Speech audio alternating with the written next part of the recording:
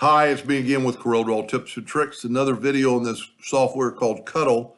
This is part 3B because I'm going to be drawing it. The first two I just made these. The third video I drew this inside of Cuttle. So we're going to go to this project. I'm going to grab a polygon tool and I'm going to bring it into the screen. Then I'm going to make it, I can just move the slide bar to 6 and I made a 6-sided polygon. Then I'm going to go to modify and I'm going to tile repeat. And what's cool about this, you can make it, inside of Corel, this would take you forever to do. Or not ever, but I'm going to zoom in here a little bit. I'm just hitting the plus key.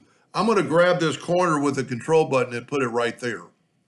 This is, you can see how it is blue and the other ones are green. So now I can bring this and have it go right to that corner. Now hold down the control button here and bring it up to that point. And then to move this one, and you move this one right to that corner. I might have to zoom in a little bit.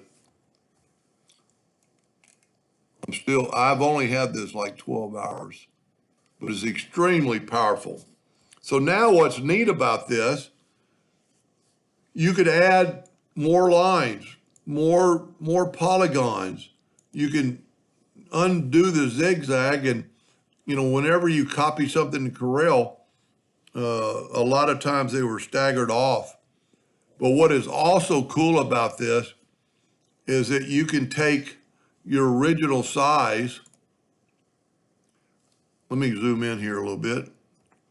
Take your original size and make it smaller. And look what it's doing.